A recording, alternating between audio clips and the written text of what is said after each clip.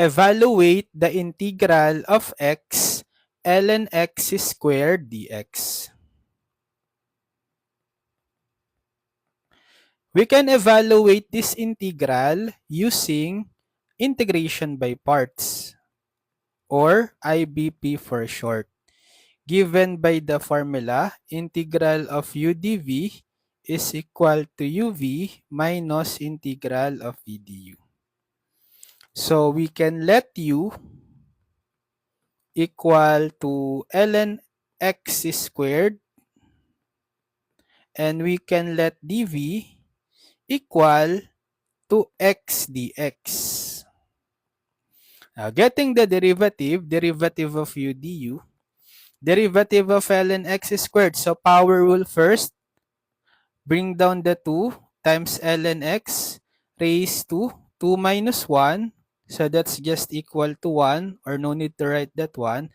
So 2 ln x times, by chain rule, the derivative of ln x, 1 over x dx. Or we have 2 ln x over x dx. Then for the dv, we integrate. Integral of dv is v. Integral of x dx, applying power rule, x squared over 2. Therefore, integral from 1 to e of x ln x quantity squared dx using integration by parts formula is equal to uv. U is ln x squared times the v, which is x squared over 2. And then don't forget to evaluate from 1 to e. Then minus the integral of v, which is x squared over 2, times the du, which is 2 ln x over x dx, evaluated from 1 to e. So we evaluate this. Substitute first the upper limit e to x. So we'll have e squared over 2 times ln of e squared. Then minus, substitute the lower limit 1 to x. We'll have 1 squared over 2 ln 1 squared. Then we simplify this.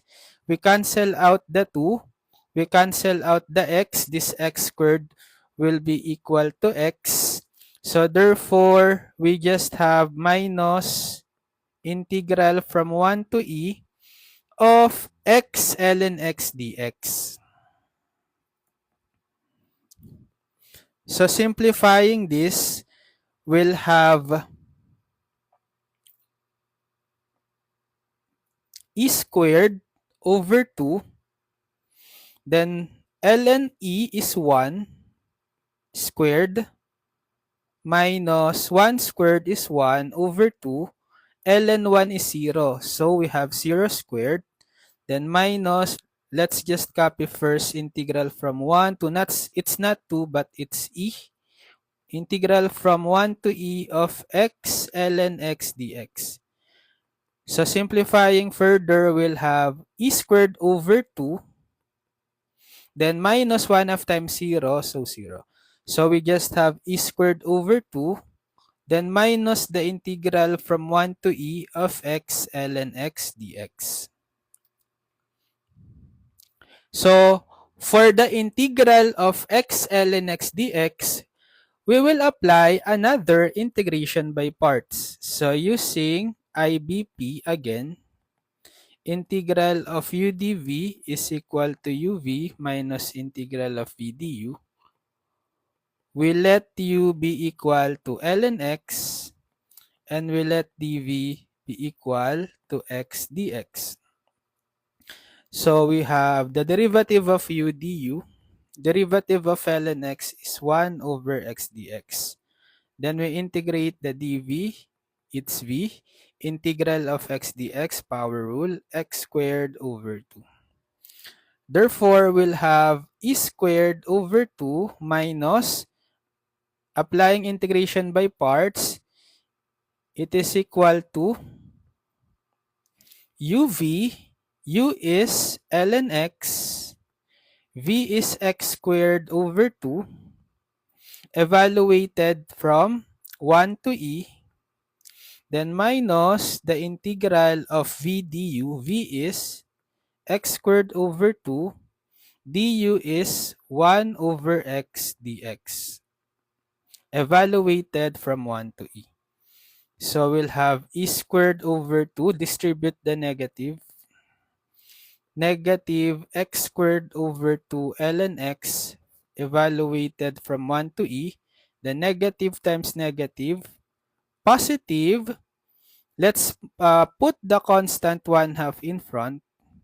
Then integral from 1 to e of x squared divided by x, x. Now let's evaluate this part. So we'll have e squared over 2 minus, substitute the upper limit e to x. So e squared over 2 times ln e. And then minus, substitute the lower limit 1 to x, negative of 1 squared over 2 ln 1. Then plus 1/2, integral of x dx applying power rule, x squared over 2, then evaluate from 1 to e. So simplifying, we'll have e squared over 2 minus e squared over 2 times ln e is 1.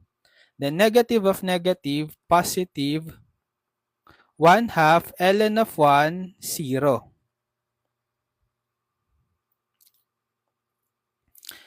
Okay, and then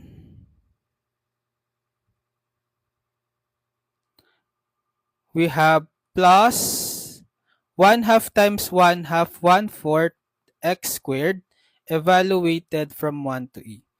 So we just have e squared over 2 minus e squared over 2. This one is 0. So we will eliminate this because it's equal to 0. So we just have 1/4 x squared evaluated from 1 to e. So this is 0. Evaluate this from 1 to e. Evaluating this from 1 to e, substitute the upper limit e to x. So 1/4 e squared. Then minus, substitute the lower limit 1 to x. 1/4 1 squared. So we have 1/4 e squared minus 1/4 times 1 squared, 1/4. So this is the final answer.